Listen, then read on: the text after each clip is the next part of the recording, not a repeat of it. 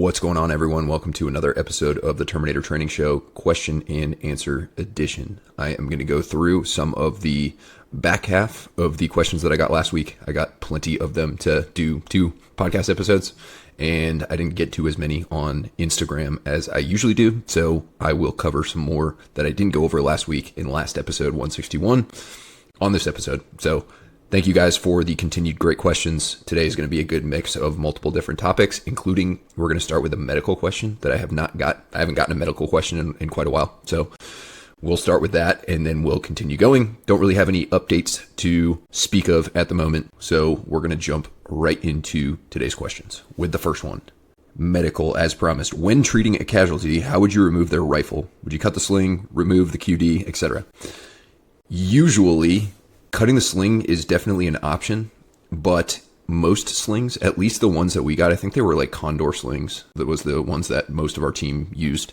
Guys can kind of use their own slings, but most nice slings that are pretty functional and work really well are detachable pretty easily. You can just unsnap it from the actual frame of the rifle, and it's a lot easier to just take it off.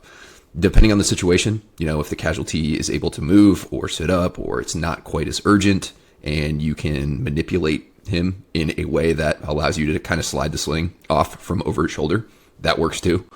Worst case scenario, if you absolutely have to, you could cut it, but you never know. Someone might need to use that rifle again. So leaving the sling intact might be a decent idea, but obviously that's not as important as saving someone. So it depends on the situation, but as with really any tactical medical scenario, tactical combat casualty care, it's always going to be situation dependent, and to use a military term, METTC dependent, which I don't even remember what that stands for anymore. But anyway, you're going to assess the situation and make the best judgment call that you possibly can. Another consideration that was not asked about, but definitely an important consideration, is the kit, especially with upper body style injuries, whether it's a blast injury or a gunshot wound to the thorax or something like that. Normally that's going to have to come off. Honestly, you're in a typical scenario, you're going to get someone as naked as you can, not right away, not immediately when they're still in the line of fire, but eventually that is your goal, is to get them as exposed as possible so you don't miss anything and you don't get tunnel vision and you see like maybe one injury that may be a lot more apparent, but maybe they have another injury that's less obvious but is the reason that they're actually going to die sooner. So it's really important for medics to see the whole picture. Of course, you're not just going to strip everything off immediately. There's tactics involved. You don't want to become a casualty yourself. You don't want other people to become additional casualties. But eventually you're going to have to take his kit off. And most kits, at least the newer ones, I believe they are the JPC from, the brand is slipping my mind right now, and it's going to really piss me off. But anyway, Cry Precision, the JPC, or the other one, I can't remember what it is, but they've got quick release buckles on the shoulders. Some of them do. So you can just quick release them and then kind of pull each side of the kit off. Or sometimes you might have to cut it, or sometimes you might be able to, again, sit the casualty up and pull it off from over him.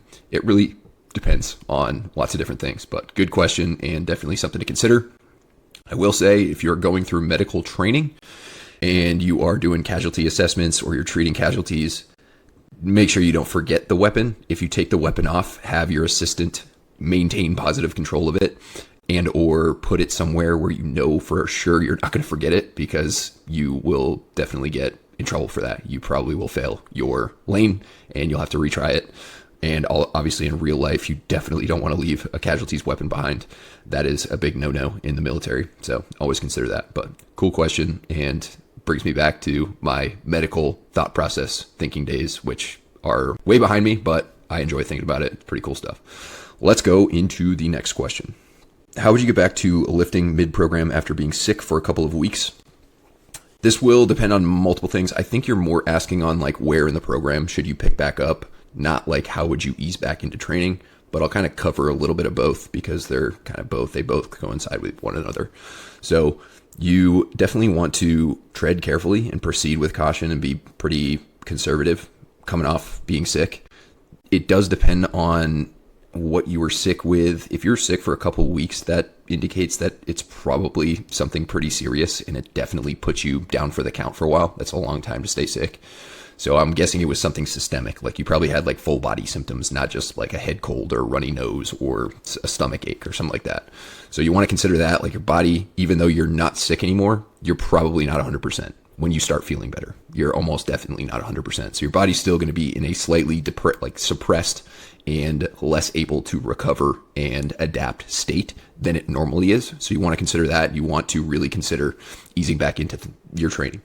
As for getting back into the program that you were on, usually if it's a couple weeks, you could consider restarting the phase or the training block. Or if it was a couple of weeks into like the first phase, you could restart the program. That's not a bad idea at all. Or you could just jump back into where you left off, but also maybe make some adjustments. And I would especially adjust for the lifting part. I would especially adjust the intensity the volume. For conditioning, probably intensity. So what does that look like? Because lifting, generally speaking, there are exceptions and there's nuance to this, but lifting volume is going to be more fatiguing in a general sense and more difficult to recover from. So sets per week, hard sets per session, whatever you want to call it, than training hard, like training relatively hard. So the first thing you want to consider cutting back is volume. I would say maybe drop a set from every exercise for that first week. So if you see 3 sets, you do 2 sets. If you see 4 sets, you do 3 sets. Also, in this case, because you are still probably in a slightly suppressed state, I would consider dialing back the RPE or adding to the RIR, reps in reserve, or if you use percentages, dropping the percentage a little bit. Only because even though that higher intensity stuff, if the volume's a little lower, is going to be less fatiguing than high intensity and high volume, it's still going to be something like the mental prep and the mental fatigue, as well as like the systemic overall fatigue of training really hard, really close to failure, or with really high percentages of your 1 rep max, is still going to be a little bit extra for you to deal with. So maybe if you normally train like 8 to 9 RPE or 1 to 2 reps in the tank for most lifts, maybe add another rep in the tank. So 2 to 3 reps in the tank if you're going more hypertrophy. And then if you're going more strength, you'd use RPEs or whatever. Maybe instead of 8 to 9 RPE, 6 to 7 RPE, at least for the first few sessions, just to get a feel for it, just to get your body moving. Again, for conditioning, as you're getting back into conditioning, usually, and again, there's nuance to this and there's exceptions, but usually conditioning intensity is going to be more fatiguing and more of a recovery burden than conditioning volume. So a good, easy way to look at that is you can run a lot of miles per week. If most of them are easy, they're going to be, or you could do a lot of minutes of any conditioning per week. But if it's mostly easy, zone 1, zone 2, it's going to be less fatiguing than if you run maybe a little less than that, but you do lots of higher intensity speed work, tempo work, and the other conditioning modality equivalent to that. So you want to consider that, maybe easing back into it, doing mostly easy stuff, maybe some pickups, maybe some strides if you're running for a few days, and then kind of get a feel for that running again, get your body used to it, get your body used to running a little bit fast, but only for like 15 to 20 seconds at a time with strides or pickups, instead of going and doing like 4 by 800 or 8 by 400 or whatever on day 1 or day 2. So those are some considerations as far as easing back into training. As for where you want to pick back up on the program, it does depend. You could restart the week that you got sick. You could go back 1 week, or maybe even go back to the beginning of the phase. I don't think you can really go wrong either way. But generally speaking, you want to be more conservative when you get back into it, because if you're not, then you potentially could get sick again. You could potentially just be really in a deep recovery hole that maybe you're not getting sick again, or maybe you're not prolonging how long you're sick, but you just don't recover. You're super sore and you're super fatigued and you're not really getting much out of that training because it's just too much. So that's how I would approach it. And yeah, glad you're feeling better, and don't get too down on yourself for getting sick. Some people think like the world's going to end and they're going to lose all their fitness when they're sick for a couple of weeks. You're going to feel shitty and you're going to feel like you did lose some fitness, which you probably did, but it's going to be transient if you go back about it the right way, if you introduce it again the right way. But if you try to make up for a bunch of lost ground, or you try to do 2-a-days, or you just launch right back in training the normal intensity, the normal volume, you might really struggle. So best of luck. Next question. This is a 2-part question. I work shift work in the police. You promote always going to bed and waking up at the same time. What advice or tips do you have to create a better sleep around shift work, naps, etc.? Great question. And although I do promote consistent sleep and wake times, Most of that promotion is for people who, by their own decisions, decide to stay up and sleep in when they could otherwise go to sleep, or when they should otherwise go to sleep to maintain that good sleep schedule. I've said this many, many times, but for those who either don't remember or need to hear it again or are new, the most effective thing you can possibly do for improving your sleep quality and therefore improving pretty much every other aspect of your life that improves from sleep quality, which is pretty much every other aspect of your life, period, is to go to bed and wake up around the same time. It doesn't have to be the exact same minute every single day, and it does not have to be 365 days a year. Of course, I understand people have obligations, people have families, maybe you have a newborn, maybe you have a date night or plans with friends. I think there are definitely many exceptions to this, but if you are just deciding to stay up and watch Netflix every Friday and Saturday night until 1 a.m. and you normally go to bed at say 9:30, well, you're kind of, and then you sleep in the next day, you're kind of throwing yourself off. You're giving your body what's called social jet lag. It's literally just like jet lag symptoms. It's like driving, or it's like flying to the West Coast every single weekend and then flying back to the East Coast and wondering why you don't feel good on Monday and Tuesday, or you don't sleep well on Sunday nights. Well, that's why, because your body's just not used to it. You can only shift your circadian rhythm by your actual actions and inputs, not just like deciding, if that makes sense. So in this case, your job in the police force would be an exception. Of course, if you possibly can, if you are on the same shift every week, which hopefully the thing that's even worse than kind of doing graveyard shifts and night shifts is switching back and forth between multiple shifts. If you possibly can, or if you are, this is great, on the same shift, even if it is a graveyard shift or an overnight shift, that's going to be way better because you can stay consistent, at least mostly consistent, with your sleep and wake times on the days that you're not working. Of course, practicality wise, that may not always be a thing. Of course, you want to have like kind of a social life and you want to enjoy yourself. And guess what? Most people are awake during the day and they like to do things during the day. So may not always be possible to stick to your overnight being awake and daytime sleep schedule. But yes, in this case, naps would be a very good idea. And also just trying to get as much sleep like in the margins as you possibly can, even if it's not super consistent. So maybe you are trying to stay consistent on your on days. I don't know exactly what your schedule looks like. And then on your off days, if you can, like say you have 3 off days per week and 4 work days, just for example, if you can stay consistent and try and make all of your normal life plans for like one day and stay consistent for those 2 days, you're going to be way better off than just being all over the map on those 3 days that you have off. And your first day back to work is just going to be kind of a nightmare. But yes, take naps. And also, and this goes for anyone doing shift work or weird shifts, I would try and really focus on all the other aspects of health besides sleep that will determine how you feel, how you perform, how you look, and just your overall health and quality of life. So even though your sleep may not be perfect, sleep is of course one: nutrition, stress management, load management, and good relationships, kind of not doing a bunch of time wasting stuff, energy zapping stuff like scrolling and just binge watching stuff. All those will play a role in your health, in your outcomes, in your performance, basically everything. But since sleep is not really available for you to maximize and optimize, you're going to have to really dial in the other ones. So managing your stress is going to be massive, whether you like to do breath work or journal or talk to a therapist or go for walks in nature, really any number of different things. Everyone's got different preferences and what helps them manage stress. Most people don't do any of these things to manage stress, but if you can find 1 or 2 things that work really well, besides just going and beating yourself up at the gym, being really fit, training really hard is great for stress management, but it is a stressor. So if you only use training and kicking your ass in the gym to manage your stress, you're just going to have tons and tons of stress added up that you can't really recover from and adapt to. So consider that. But some other thing that's more calming would be great. Maximizing your nutrition, really eating the right foods, eating mostly whole foods, hydrating really well.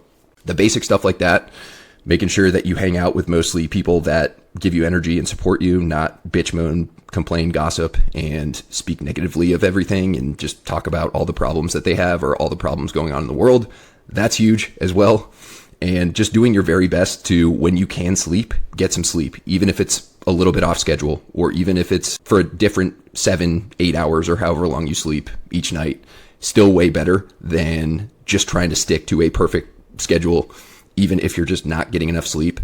Being consistent and sleeping 7-ish hours a night, going to bed at the same time, waking up at the same time, 7 hours every single night, or very close to every night, would be way better than some nights sleeping 12 hours, other nights sleeping 3 hours, other nights sleeping 7 hours for overall sleep quality and health. But if you change that number from 7 to like 4.5 or 5, you're probably better off sleeping 12 hours one night, 5 hours the next night, 7 hours the next night, and so on and so forth. So consistency is definitely number one, but also if you are in a position like this where you can't always be consistent, you just have life obligations, you got to pay the bills, you got to do your job, then trying to get as much sleep as you can whenever opportunities present themselves would be a good idea. So napping is a little different for everyone. Not everyone needs to take naps, but in this case, I would probably consider becoming a napper if you're not already.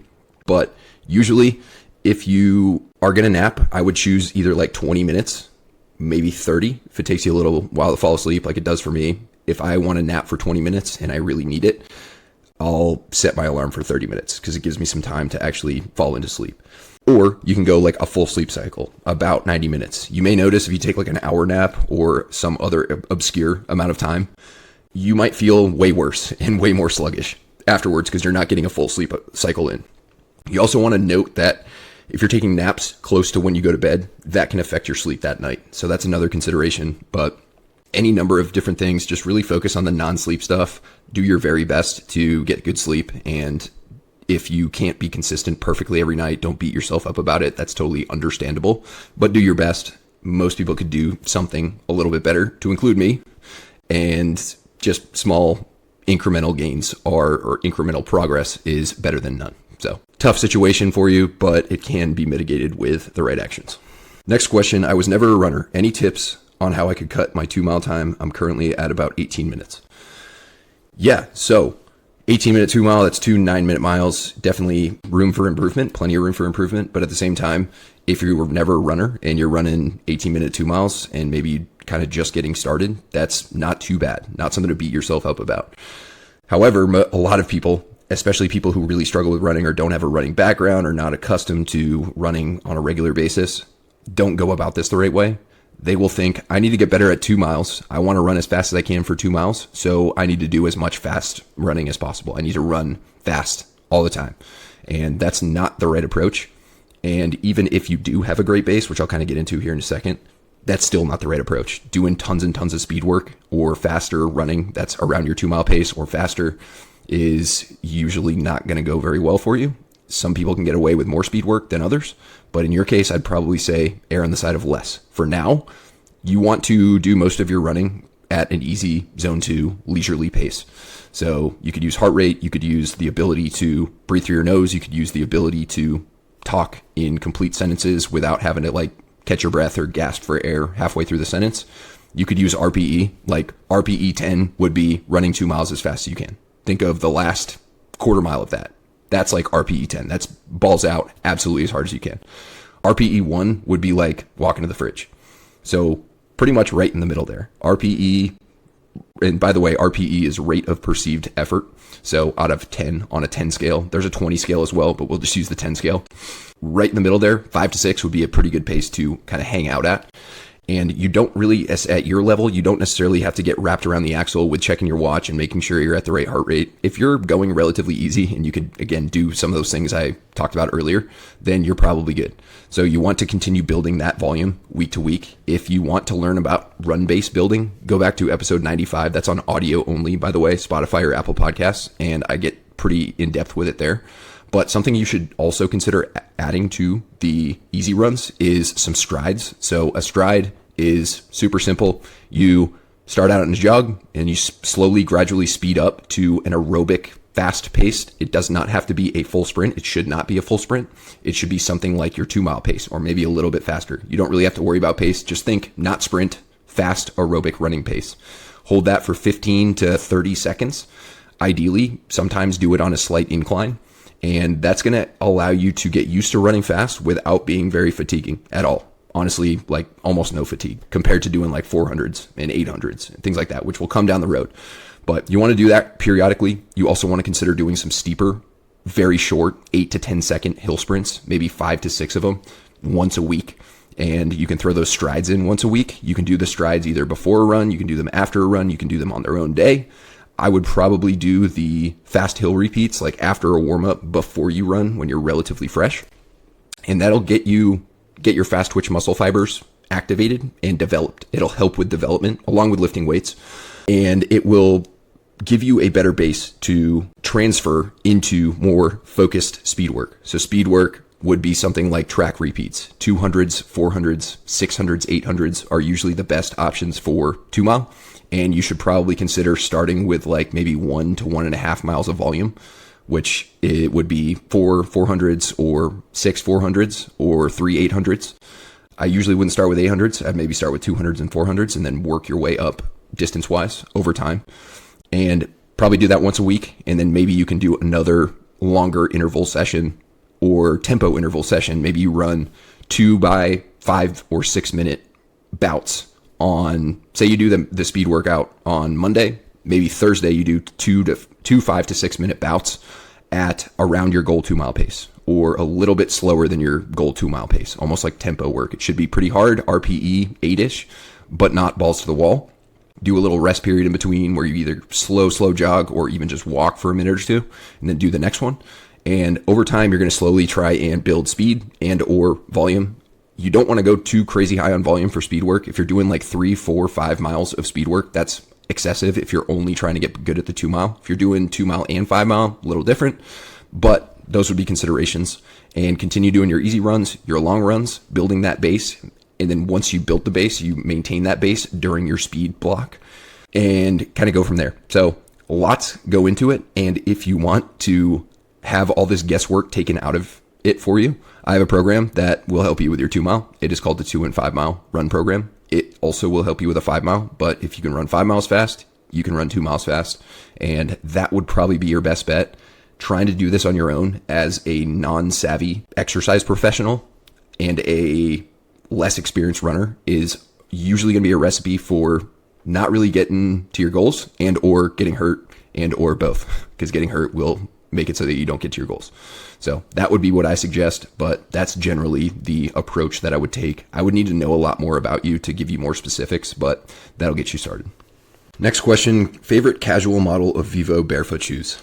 All right, so for those who are not aware, I'm definitely a Vivo Barefoot shoe head, I guess we can call it, or aficionado, or someone who really likes Vivos. We'll just leave it at that. So I have a lot of pair of Vivos, but for casual wear, you can really wear pretty much anything depending on what you're doing, if you have jeans on or shorts on or whatever. But I like the Sensus. They are, I think, called Sensus Men's. They're like leather. I also lift in them. I do mostly lower body stuff, deadlifts in them. They're very, very thin, made mostly of leather. I will say, after doing a lot of jumps and lifts in them, I have ripped the back. My wife tried to super glue it, but didn't really work. I think I need to take a sewing machine to it or just buy myself a new pair. But those are nice. They come in a couple different colors. I also have a Magna Light Trail. It's more of like a hiking boot, but it looks really good in like jeans or khakis. Kind of looks, it's a little higher top. It's got a little inside sleeve that like goes up over your ankle. So it'll probably look a little bit weird in shorts, but looks good in pants, and it's great for rucking, great for hiking. And then I have another pair, and I don't know what the name is. I think they're like Primus Light Knit or something like that. I looked on Vivo's website in preparation for this question to try and find them, and I couldn't find them. But I've got a couple pair of those, one brown pair, one blue pair, and those are great too. I lift in them too, but I keep my brown pair no lifting because my shoes get all stinky when I lift in them. So I just wear those with shorts, like casual. If I'm wearing like somewhat casual but not workout clothing, shorts or jeans or khakis, they look pretty good in those.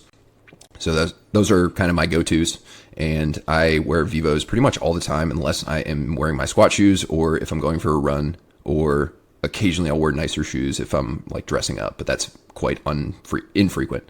So that's what I would go for. They are, Vivo's one of the fewer barefoot minimalist companies that actually care about how their shoes look, or at least display the fact that they care about how their shoes look. Some other companies may care, but you just can't really tell because they're kind of ugly. But there are other options. Zero is another one. I have not used Zero shoes. Zero with an X, by the way.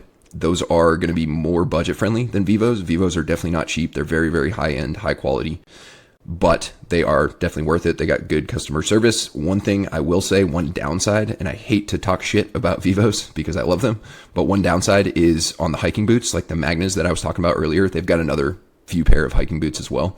The laces don't last very long. The top lace loop, if you want to call it that, I don't know, is made out of like metal, so it's a little bit more harsh when you tighten the lace, and it tends to wear down. At least for my shoes, it tends to wear down the laces pretty quick. And unfortunately, I've hit them up about this, but unfortunately, they don't give you replacement laces. They tell you to just go buy your own laces. So I think that could be improved if anyone from Vivo is listening, which I doubt.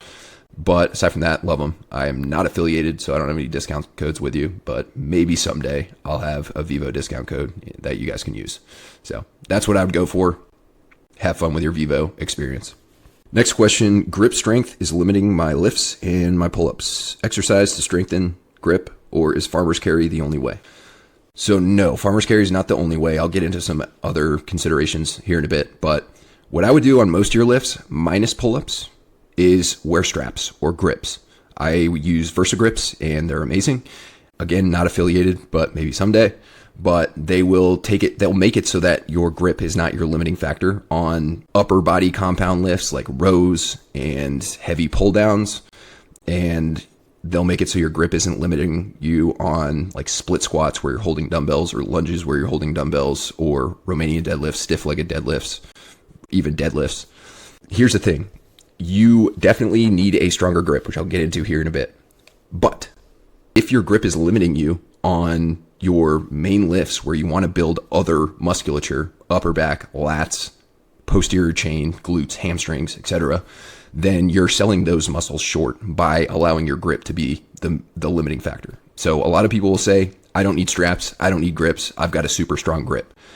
What they're unknowingly actually saying is they have a really weak posterior chain because their grip is stronger than their posterior chain. Nobody's grip should be stronger than their glutes, hamstrings, lower back, upper back, and lats combined. That's just, if that's the case for you, then you're either not training hard enough or you just don't have a very strong posterior chain. You really need to work on that. And guess what? Guess what will help you work on that? Training it harder, aka not having grip be the limiting factor by wearing straps or grips. However, because you need to strengthen your grip, I wouldn't really use your non-grip specific exercises to consider grip strengthening. Those are things that you just want the grip adjunct, the grip assistance for, except for pull-ups, because I'm guessing you're probably going to get tested on pull-ups at some point when you're not going to be able to use grips. And, unless you are doing pull-ups for like a minute plus, if you're able to hang on to a pull-up bar for 30 seconds, 45 seconds, whatever it is, to do as many pull-ups as you need to do, your grip is strong enough. So you want to train pretty specifically. So if you're going to get tested on pull-ups, wouldn't use grips for that. How to strengthen your grip? Grip strength comes in many different shapes and sizes. So you have like pinch and grip, like pinching a plate and holding it. You have like crushing grip, like how hard you can crush, say, one of those Captains and Crush grippers, or a dynamometer, which actually tests your grip strength. Then you have like isometric, very long hold grip strength, and you have that in multiple different positions. In this case, it's up over your head. So farmer's carries are totally fine. They will help you with holding endurance, grip, strength, endurance for holding things for a long period of time, but they're a little less specific because your arms are going to be hanging down to your sides. So you definitely can do farmer's carries, no question. But also you want to consider your hands are going to be up over your head. You're holding onto a pull-up bar. So the best way to strengthen your grip in this case is to do dead hangs on a pull-up bar. You literally just grab a pull-up bar and you hang. Now, I would not go until grip failure every single time. You want to kind of keep that intensity a little bit lower and you want to build over time. So say right now you can only hold on to a pull-up bar for 1 minute, which is pretty short, but you can get better if you're at 1 minute. But say you can do that. Maybe you do in the morning 3 sets of 30 seconds, in the evening 2 sets of 30 seconds, and then maybe 1 set of 45 seconds. Then the next day, do the same thing. Maybe add a couple of seconds to every single hold, or maybe add a set. So maybe 3 sets and then 4 sets. Or you can do this like every couple of hours throughout the day. But, if you have access to some sort of bar to hang on to, ideally, if you don't, I would just get one for your doorway. They make portable ones that are not very expensive, and you can just hang them up and hang from them. that will allow you to build your hanging endurance or your grip endurance for hanging. And if you want to do as many pull-ups as you can, you have to, by default, be able to hang onto the bar for as long as it'll take you to do that many pull-ups. So that is the best way to improve that type of grip. You can also consider doing some rock climbing grip hangs if you have some in your gym. A lot of gyms have like various little grips that you can use. My gym has like these big balls and little balls that extend out from the pull-up bar. So you're basically like holding on with it. You'll be able to see this on video, but you're holding on with like a bigger, more open hand. And that can really help with general hanging strength, general grip strength. But over time, the more you hang from a pull-up bar and the more you practice your pull-ups, the better your grip's going to get. What may be happening, which commonly happens, going back to the beginning of this question with the grips, is people will not use grips for anything, and they do quite a bit of exercises that involve grip that aren't necessarily grip exercises. So like I said, lunges, split squats, RDLs, rows, and so on and so forth. And they're kind of over fatiguing their grip by not using a grip assistance like a grip or a strap. So you want to consider that, giving your grip some time off. Some people do overdo grip. So overall, you want to think exercises that involve grip but are not grip specific, use grips for. Exercises that are grip specific, like in your case, pull-ups, dead hangs, that's what I would use no straps for. And definitely use some chalk and practice that overhead hang. And over time, you're going to continue to add duration to each one. And before you know it, you're going to have great overhead mobility. And another great benefit to doing dead hangs is shoulder health. They're very, very good for shoulder health. They're not like the Solvol. If you have shoulder issues, like it may not be the thing that fixes you, but it definitely helps. So I personally do dead hangs all the time. I do them pre-workout, post-workout. I'll go down to my garage a couple times a day and hang from the bar. Again, not to failure, but just to get that exposure and just to enhance my A, shoulder health, but B, also it allows me to build my grip strength a little bit in small doses, almost like greasing the groove. And another added benefit is it kind of decompresses your spine a little bit. So that's what I would do, and just be consistent. And before you know it, you'll be able to hang onto a bar as long as you need to do your desired number of pull-ups. Next question, currently doing your 2 and 5 mile program. On off days, can I swim or will it hurt run gains? So I believe in that program, in the first phase, there's 1 day off per week. In the second phase, there's 2 days off per week. Regardless, I would suggest taking a day off every single week, a day off training. So swimming is not super impactful. It's not very fatiguing, but it can be if you go and swim for 60 minutes, 75 minutes, or if you swim hard or do anything more than just like really, really easy recuperative stuff. So you want to consider that. Even though it's less impactful, less stressful on the body than running, it's still something to recover from. Anytime you get up into zone 2 or higher on pretty much anything, that's going to be some sort of recovery cost that you have to pay back at some point. And that program is not super high volume, but it's higher intensity. And you're probably going to get best run gains if you follow that program to a T. I believe, I could be wrong, I haven't looked at the program in a long time, but I believe there's 1 non-impact day per week, at least in the first phase. And for that phase, you could definitely do a swim instead of, I think I have like ruck or other non-impact activity. It may be an easy run. I'll have to look at it again. But generally speaking, unless you have swim progress gains, then that's maybe a consideration to do a little bit more swimming and maybe cut back some volume or cut back some intensity elsewhere. But if you are trying to do it to like enhance your recovery or something like that, it's probably not going to enhance your recovery. Unless you are doing it on a training day that's actually supposed to be a training day, like a non-impact session. But if it's on a rest day, I highly encourage anyone listening to this to just rest. There's a potential benefit to active recovery, but active recovery days should not be your only rest day of the week. Active recovery is going in like zone 1, very short, very low intensity, maybe breaking a little bit of a sweat depending on the environment, but like you're not doing a zone 2 session. You're definitely not doing sprints or anything like that. You're not creating any muscle damage.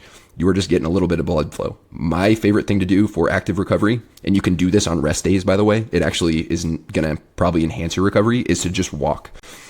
You can overdo it, but it's really hard to overdo it. If you're getting 10, 12, 15,000 steps a day on your recovery day, or on your off day, your rest day, that's going to be totally fine. So that would be what I recommend over like going and doing some sort of swim workout. I think it's very important for especially type A individuals that are really, really driven and really motivated, that have seen success with working harder in other aspects of their life. Like, hey, I can always fall back on working harder. When all else fails, if I work harder, I'll get better results. That's not how it works in fitness. Steve Magnus, who's like a world-renowned running coach, actually makes really good YouTube videos on running. He's been on some big podcasts. He's got couple great books, The Science of Running and Do Hard Things, both recommended reads. He has a quote that says, stress plus rest equals fitness. What a lot of type A individuals think is like stress plus more stress, seeing how much stress I can handle equals fitness. And that's not how it works. You have to work hard, but you also have to recover hard and you have to rest hard. And in a program where progress is the main goal, like performance is the main goal, not just general health. If your goals are general health and fitness and well-being, doing some sort of training pretty much every day is usually fine because you're not really pushing to the limits of your recovery capacity. But if you're really going for maximum progress and you're trying to make as many improvements as you possibly can, then I would highly suggest just sticking to the rest day and not adding the swim in. So if you want to go like splash around, hang out in the pool and not do any like sort of swimming workout, but maybe tread water for a bit, do the doggy paddle around the pool for 20 minutes, 30 minutes on your rest day, that's probably totally fine. The benefits to doing that, especially if you do it outside, you get some sun and you do it with friends, whatever, the benefits are definitely probably outweighing the potential downside of maybe a little bit of fatigue that it might cause. But aside from that, I would just stick to rest days. Rest days, you can walk, you can stay active, but I would not go and do some sort of recovery workout. And that's generally speaking. Some programs, like if you're a client and I was programming for you and I knew a lot more about you and your recovery capacity and your goals and what your entire training and lifestyle looked like, then maybe I'd be like, yeah, go ahead, go for a swim. But without knowing any of that, I would say in most cases, probably not the best idea. Next question, if we run in zone 3, are there still aerobic adaptations similar to zone 2, but at higher fatigue? Yeah, that's pretty much zone 3 in a nutshell. And we're talking more like zone 3 as in low zone 3, just a little bit past zone 2. You're still aerobic. You still haven't started producing enough lactate to where it's going to become more glycolytic or require more carbohydrates and not a little bit less so fat. But it is going to be more fatiguing. You're not going to be able to do as much of it. And for most people, just intentionally doing that is not the best approach. Now, running higher zone 3 into zone 4, like tempo work, maybe some speed work, where your heart rate fluctuates a little bit, zone 3, low zone 4, and so on, is totally different. But if you're trying to build your base, or if you're trying to do a base building or base maintaining or long run or easy run, generally you want to stick in zone 2. Now, if you cross into zone 3 periodically, not a big deal at all. If you're a newer runner, like I said in one of the earlier questions, I wouldn't really worry about whether you're in zone 2 or zone 3. It's not like just as soon as you cross some sort of heart rate threshold, all the benefits are gone or all the fatigue just is going to pile on you. That's not how it works. So if you're running lower volume or if you're newer to running, I wouldn't worry too much about this. But for other people, a common notion is that if I just run a little bit faster, a little harder, maybe in low zone 3 instead of zone 2, I can just build my base faster, or I can get more benefits in less time because I'm going a little bit harder. That's not really how it works. That's kind of like the gray zone. You're just getting yourself needlessly extra fatigue for very minimal to no additional benefits. So that would be the main consideration for zone 2 versus zone 3. Next question, how do you use the sauna? Pre or post workout or on a rest day? Yes, minus pre-workout. So when I'm doing it for heat tolerance reasons, I will oftentimes go out for a workout, like a run or a conditioning session in my driveway or something like that. Because I have a sauna in my garage, by the way. It's an infrared sauna, so it's not quite as hot as a dry sauna. But because of the heating mechanisms, it kind of still does the job pretty well. But I like to go in there when I'm already a little bit sweaty because I'm already sweating. I don't have to wait till I start sweating. Whereas if I go in and I'm not sweating, it takes a little while. Just basic stuff. But normally, when I'm doing it for heat tolerance, I will go in post-workout. Now, not all post-workout sauna sessions are created equal. And what I mean by that is if you just go smash yourself, or if you're doing training in super hot weather, say you go out and do a tempo run and it's 90 degrees and 80% humidity and you're already just completely smoked and drenched and fatigued, and then you go in the sauna, that's probably overkill. But if you go out for maybe a 45-minute super easy run, zone 2, then you come back, grab your water, hydration. This is absolutely key if you're doing it post-workout, hydration, water, and electrolytes, and go sit in the sauna for a bit. That's a different story. So I will do that generally, but also sometimes I'll go in on rest days. But often I will, this time of year, because it's getting warm in North Carolina, I'll go out for a walk. So I'll be a little bit sweaty because that's what happens even when you go for a leisurely walk in North Carolina from the months of April to September, basically. So I'll be a little sweaty and then I'll go in, and that'll be like on a rest day or a really easy day. As far as before training, unless you're going in for just like a few minutes just to get your core temperature up, that can be a decent option. Definitely not like required or anything like that. If you prefer doing that, that's okay. But if you're going in for like a full sauna session before you train, you're going to have training performance decrements because it's going to dehydrate you. It's going to raise your core temp, and both of those things can cause extra fatigue. You're kind of going to go into your training session with a little bit like already kind of stressed and dehydrated and fatigued, and you're going to see reduced performance in your training. And again, unless you're just doing it for a few minutes just to get your core temperature up a tiny bit, almost like you would go sit on an air bike for 3 to 5 minutes to kind of start your warm up. So that's kind of different, but I wouldn't do like a full sauna session prior to. But it does depend on what you're using it for. If you're using it for heat, again, you can kind of do the technique that I use where you already get a little bit of a sweat going, then you go in for however long until you start feeling a little bit uncomfortable and then get out. I would give time recommendations, but every sauna is so different, every situation is so different, and every use case for the sauna is different. If you're just using it for general health, 3 to 4 days a week, 2 to 3 days a week would be totally fine. Again, until you feel like slightly uncomfortable, but not crazy uncomfortable, and then hop out. Over time, you'll notice your heat tolerance increases and you can stay in for longer. But you can generally use the sauna kind of whenever you want, but just know that it is a stressor. It's a mild stressor. So if you are pushing the limits of your recovery capacity, or if you're just a really stressed out individual, or if you just don't feel like you're recovering now, going in the sauna more may not be beneficial for you because it's just going to add to that stress bucket, and your body can only handle so much stress. Now, the good thing about the sauna is the stress and your ability to recover and adapt to it. So if you are doing it in the context of a good, solid, general training program and a lifestyle, and you feel pretty good, you're recovering well, then it can actually help slightly, very, very slightly with recovery. But for most people, using it for heat tolerance, especially if you're trying to do something this summer that involves training in the heat or getting tested on your fitness abilities in the heat, would be a really good idea to use it a couple times a week. I'm going to do an episode here soon all about how to improve your heat tolerance because it's super duper important for a lot of people that I work with and that I coach. I actually just had a client get back from an SFCP and we did a sauna protocol leading into it, and it happened to be like 90 degrees for most of the entire event, and he absolutely smashed it. He ran his 5 mile. He did an SFCP about a month and a half ago, and he unfortunately did not pass land nav, but he went back to the same SFCP just a month and a half later and ran like a minute and 20 seconds faster on his 5 mile. And it was, again, 90 degrees, and he passed land nav this time. So now he's going to selection. So that's usually the context that I'm recommending sauna use for, but for general health, it can also be pretty beneficial.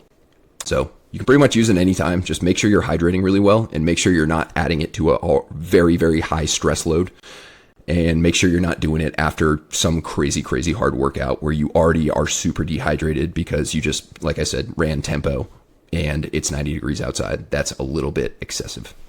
Next question, how beneficial is it to train at elevation? I will say for the vast majority of people, you don't really have to worry too much about training at elevation or making it so that you're able to train at elevation, only because, there's a few reasons. One, although there are high level athletes that do this and they swear by it, most of the data is pretty mixed on whether it's even worth it, whether training at elevation is a better idea. Honestly, living at elevation and training at sea level would be generally a better idea. But at the same time, that's unless you have some sort of crazy living arrangement where you live up in the mountains and then you can go down in the foothills and do your training sessions, or if you get a altitude chamber which you can put in your bed. Totally impractical, totally not necessary. But some athletes, high level athletes, will do that. But still, high level athletes still train at elevation. A lot of people live out in like Boulder, Colorado, and they will do like ultra runners, bikers. A lot of people live at Flagstaff, Arizona is higher elevation, and they kind of swear by it, or they think it's really helping them. And maybe it is. Maybe it's helping them enough to, in the margins, where they go from like elite to extremely elite or something like that. However, if you are training for something that doesn't take place at elevation and you do all of your train up at elevation, you might the first day or 2 or 3 experience all the benefits or some of the benefits. You might feel better. You might run faster times. You will run faster times at sea level than at elevation, no matter what, regardless of your fitness levels. But the effects wear off pretty quickly. So you want to consider that. And like, honestly, the effects of training at elevation, there's pros and cons to them. Your training sessions are going to be a little bit reduced capacity just because of the effects. There's less air to breathe, less oxygen. So you're going to have lower VO2 max. You're going to be able to saturate your body with less oxygen. That's just how it works. So the best approach, if you really, really have the option to, and if you really are inclined to get benefits of elevation, and you don't have that crazy living arrangement, or you don't have an altitude chamber at your house, would be to do some of your workouts at sea level or around sea level and some of your workouts at elevation. Generally, if you do your less speed specific stuff at higher elevation, so your long runs, your easy runs, things that pace doesn't matter as much, systemic adaptations, you could do those at elevation. And then you could do your faster work where your goal is to run as fast as you can and also put up your best performances and adapt to a specific speed. So very specific speed workouts versus systemic workouts. Do those at sea level. But again, that's like very impractical. I will say, if you are, say, a Fort Carson soldier and you live in Colorado Springs and you're prepping for SFAS, you might find that the first couple days you just feel like really fast because you just came from elevation. You did all your prep at elevation and you're now at sea level, or maybe even like below sea level, but not much more than a couple hundred feet above sea level at Camp McCall. And those benefits can help you. But generally, it's not because you made all these crazy adaptations. It's usually because all your training sessions were done at elevation. So your performance is going to be naturally decreased, or it's going to be naturally hindered by the elevation. And then now you're going and you're testing and racing or performing at sea level. So it's just going to naturally be easier, even if it's not the actual effects of the elevation. So one thing that is a little bit more of a new technique that a lot of high level endurance athletes use is heat training. Because anyone basically can give themselves access to heat, whether they're training in the heat or if you live someplace colder and you just have to do like a sauna protocol, the effects of that are much more pronounced and much more definitive and more data backed than elevation training these days. So obviously, if you're about to go perform in the heat, you definitely want to do heat training. But even if you're not going to go perform in the heat, lots of high level athletes will still intentionally train in the heat because heat training will help you perform better at whatever elevation you are racing at or whatever elevation you're competing at. So that would be a better option, and it's more practical and more accessible to everyone. And it's also pretty simple. You just expose yourself to heat a few times a week and you are going to get very similar adaptations, a little bit different, but very similar adaptations to training at elevation. But you're also not going to, especially if you do some of your higher priority workouts not in the heat, you're going to be able to get those speed adaptations. And then maybe you do your easy stuff, your systemic stuff in heat, and you get the best of both worlds. You improve your pace, not hampered by heat, and you also improve all the things that occur inside your body as a result of consistent heat training. So that is my spiel on elevation training. If you live at elevation, absolutely do it. No real other options. But if you don't, I wouldn't freak out about it or think like I need to move somewhere or I need to get a hyperbaric chamber or anything like that, because it's just, for most people, not really all that necessary, maybe for elite athletes. But if you want to just go and perform pretty well at whatever you're going for, then I wouldn't worry too much about it.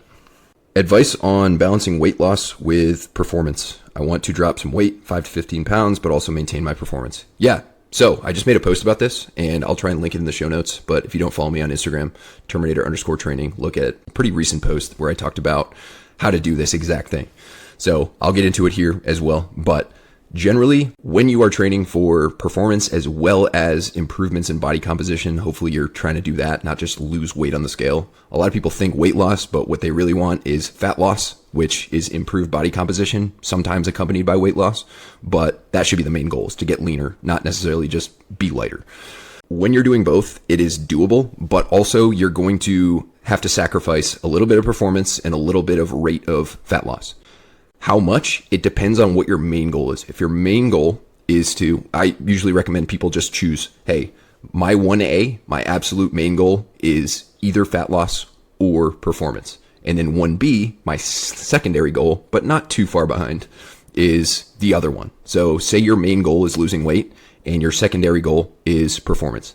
In that case, you'd make a little bit of a bigger calorie deficit. If your main goal is performance and you also kind of want a little bit of weight loss too, or fat loss, body composition improvements, performance would be your main goal and fat loss would be your secondary goal. So you'd make a smaller calorie deficit. You'd have a smaller calorie deficit and your fat loss progress would occur a little bit slower, but you'd perform a little bit better because you're eating more. So either way, you're going to have to sacrifice a little bit. Now, if you want to go more aggressive with the weight loss and a little bit less aggressive with the performance, then a calorie deficit on average per day, 400 to 600 calories below maintenance would probably be a good idea. And if you are more into performance and fat loss kind of secondary, then I would probably go 250 to 400 calories below maintenance per day on average. Now, I keep saying on average because although you definitely can just eat the same amount of food every day in that exact calorie deficit, it is usually a better idea, almost always a better idea, to cycle your calories. And on your higher output days, you're going to eat more calories. On your lower output days, that's when you're going to really focus on the fat loss and like creating the deficit. So what this is called is calorie cycling. So instead of looking at your calories on a daily basis, you want to look at them on a weekly basis. So if you want to be in a, we'll say 400 calorie, right in the middle there, 400 calorie deficit, determine your maintenance. There's multiple different ways to determine your maintenance, but you can use an online calculator and then kind of double check by tracking for 10 days, making sure that it's actually your maintenance. If you stay the same weight and you hit that amount of calories, that's about your maintenance. If you lose weight, you were in a deficit. If you gain weight, you were in a surplus. But that's a great option. Always double check it though, because the online calculators are usually pretty accurate, but they're not fully accurate. So you have to double check regardless of what you do. What I like to do, depending on the person and depending on their activity level, how much I know them, how much I know about like their tendency to have a faster metabolic rate or a slower metabolic rate, is determine maintenance by body weight by times 14 to 16. Now, if you are training a lot, your maintenance might be higher than that. It may be body weight times 16 to 17. And that's also assuming that you're relatively lean. If you're like over 20% body fat as a male, you might have to use a slightly different calculation, a little bit lower, just because you got a lot of body fat and that's calculation doesn't work quite as well. But either way, say you do body weight times 16, you come up with that calories, or you use an online calculator, it might be a very similar number. Again, double check it by tracking for at least 10 days, maybe 14 days, but minimum 10. And track your weight every day, take the average, see how you did. See if you lost weight, gained weight, stayed the same. So that's to confirm your maintenance. Say your maintenance comes out at 3,000 calories and you want to average a 400 calorie deficit. So the result of that is on average 2,600 calories a day. Now, like I said, you can cycle it. So you don't have to eat 2,600 calories every single day. Some days you can eat more. Some days you can eat less. I'm not going to do all these math equations on the podcast because I'm not very good at math on the spot. I use calculators for this. But if you kind of look at your training week and you look at the days that are most higher output or most important, like your benchmark sessions or your longer sessions that are just going to burn more calories and require more calories to recover from, those are the days you eat more. Maybe you eat at maintenance. You eat around 3,000 calories those days. Maybe on one day, maybe you're doing a really long run or a long ruck on the weekends. Maybe you eat in a surplus that day. Maybe you eat 3,200 calories, 3,300 calories. And then on a rest day or on a lower output day that you're not quite as concerned with fueling perfectly for and recovering excellently from, you eat fewer calories. Maybe you eat 2,200 calories, 2,300 calories. You can get pretty crazy with this. You can fluctuate quite a bit. It takes a little bit of advanced, it probably takes a little bit of guidance from a coach to do it in a way that's going to be like really fluctuating.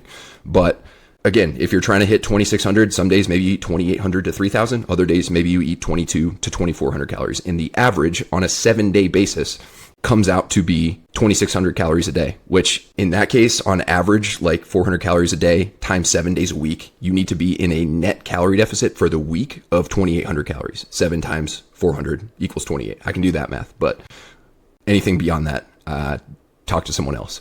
So that's what I recommend, calorie cycling. And the main thing you want to manipulate as well, if you possibly can, you want to keep carbs really high, manipulate fat the most, keep protein about constant, about a gram per pound of body weight of protein, maybe a little more, maybe a little less, depending on what you're going for. But you should have a decent amount of room to play with for fat. And carbohydrates are going to be your main fuel source and your main performance assisting macronutrient. So if you are manipulating just carbohydrates, like having high carbs on your training days and then really low carbs on non-training days, you're going to sell yourself short a little bit because you want to keep carbs relatively high. Now, if it's a rest day, not quite as important. And it depends on what you're going for. Like if you're going for extreme performance, you probably want to keep carbs high even on rest days. But for other people, if maybe fat loss is your main goal and performance is the secondary goal, it doesn't matter as much as long as you're hitting about calories and protein. But fat can manipulate up and down. Of course, you need to eat a certain minimum. Most people, if you're eating more than 0.3 grams of fat per pound of body weight, 0.3, 0.35 on a regular basis, you're probably pretty good. So on your high days, really crank the carbohydrates up. On your low days, first thing you want to do is drop the fat to a reasonable but not too low amount. And then if you still need to drop some calories, that's when you can kind of take from the carbs. You don't want to take from protein for obvious reasons. But what a lot of people will do is just manipulate carbohydrates instead of mostly manipulating fat and then cleaning up the rest with carb manipulation. So that would be the way I approach it. If you want to learn more about calorie cycling, I talk a lot about it in the Soft Prep Recovery Guide. You can check the description and check that out. It's a 67-page ebook that talks all about performance recovery, specifically for soft prep, but it applies to really anyone. And that can give you a good tactile thing that you can actually go and plug your numbers in and figure out where your maintenance is at. And then you can go from there. Next question. What's your favorite brand of Intraworkout carbs? Yeah, this is my jam. So first off, if you haven't been listening for a while, not everybody needs intra-workout carbs. Not every workout needs intra-workout carbs, but they can definitely benefit you if you have performance goals, or if you're like the last guy and have fat loss and performance goals and you want to really keep yourself as well fueled as possible around training. They can be super beneficial. Or if you're training for a longer time, if you're doing long runs or long rucks or both, or if you're doing a lift followed by a conditioning session, they can be hugely beneficial for not only performance in that session, but also recovery from that session.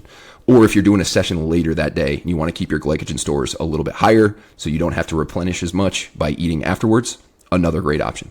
So for the most part, we'll talk general intra-workout liquid-based carbohydrates. Vitargo is one of my favorites. If I'm doing runs, Scratch or Tailwind are both excellent. They also have electrolytes in them. Vitargo doesn't. You can add your own electrolytes, of course, but doesn't have that. But it is a really fast digesting, easy form of carbohydrates that you basically don't even notice, but it definitely helps you with your performance in recovery. You get better pumps and so on and so forth. For longer training sessions, like long runs, long rucks, I like a mix of liquid carbohydrates and goos and gels and stuff like that. So you can get it all from liquid, but you just have to drink a lot of liquid, or you'd have to over mix the actual powder into the water that you're mixing it with. And that would kind of result in dehydrating you just because the osmolarity is way off from where it's supposed to be. So your body just wouldn't absorb the electrolytes or the water as well.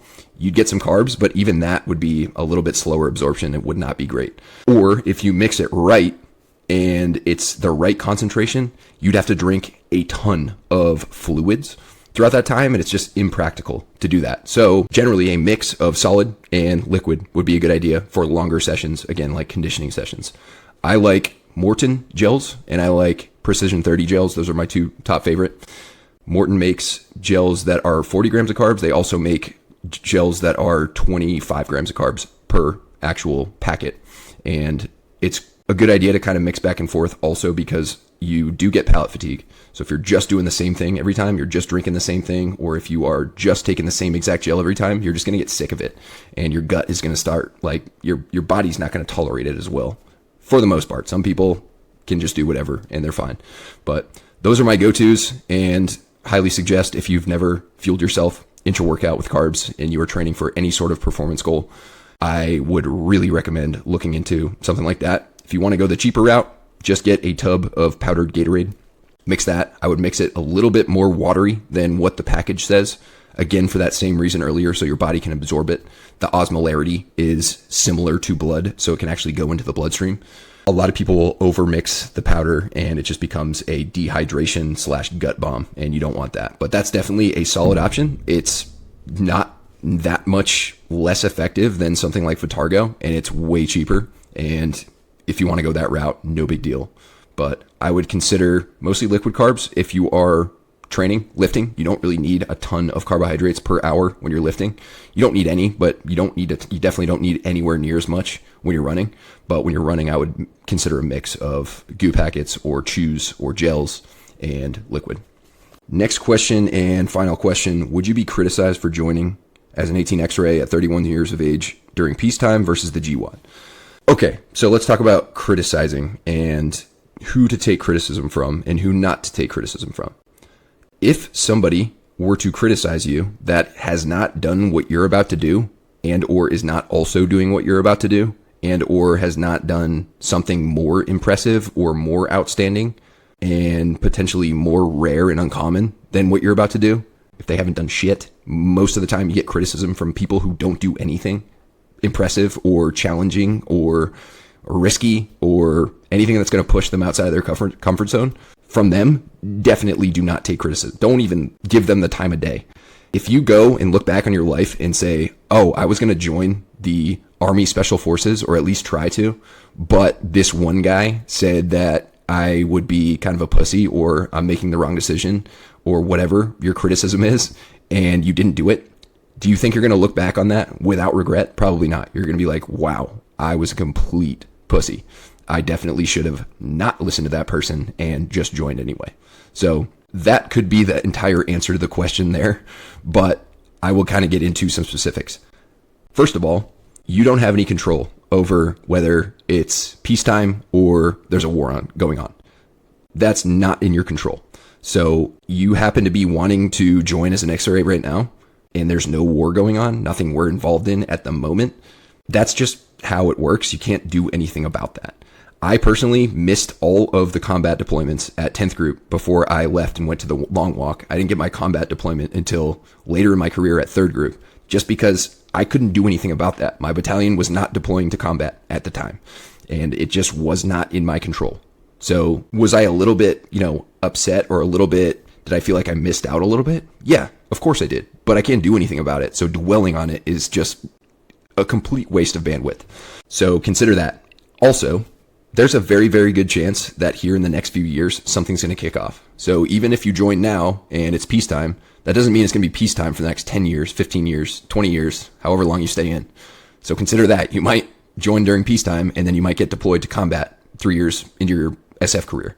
So if this is the one thing that's potentially making you second guess your decision to join, I would completely squash that right now and be like, if this is right for me, and or if somebody who's been there, done that, gives me criticism or tells me it's a bad idea, maybe listen to them, but that should not be like the thing that makes your decision for you. You should still do what's right for you and what you feel called to do. That's really about it. Anyone else, in one ear, out the other. Do not give them the time of day. You're usually going to get criticism from people who are worse off than you in life. Rarely do people who are ahead of you or above you or more successful than you or who are doing bigger, harder, more serious things than you, rarely are they going to criticize you. They're not going to give you shit. They might give you some constructive criticism, but they're not going to tell you like, oh, you suck. Like, why are you doing this? You're an idiot. You shouldn't do this, whatever, because that's not how it works. People who criticize you or talk down on you, talk shit about you, are almost always going to be people who are not willing to do hard things themselves, people who are not willing to put themselves through something that you're about to go through. So listening to them and even giving them the time of day, letting them take up real estate between your ears should not be something you do. So always consider that, who you're getting criticism from. is a big deal. And probably if you do this, you're not going to get criticized from anyone. But if you do, and they're a piece of shit that does not leave their couch and just watches Netflix all day, eats DoorDash all day, doesn't train, doesn't do anything difficult, just basically lives for the weekends, suffers through working a job that they hate for someone that they don't enjoy working for, then I would not listen to them ever about pretty much anything, but definitely not this. So that will end my little rant on that. Hopefully that helps, and go forth and do big things if you feel like that is the right thing for you to do. So that's it, guys. Thanks very much for tuning in. I'll be back soon with another episode. Till then, Terminator out.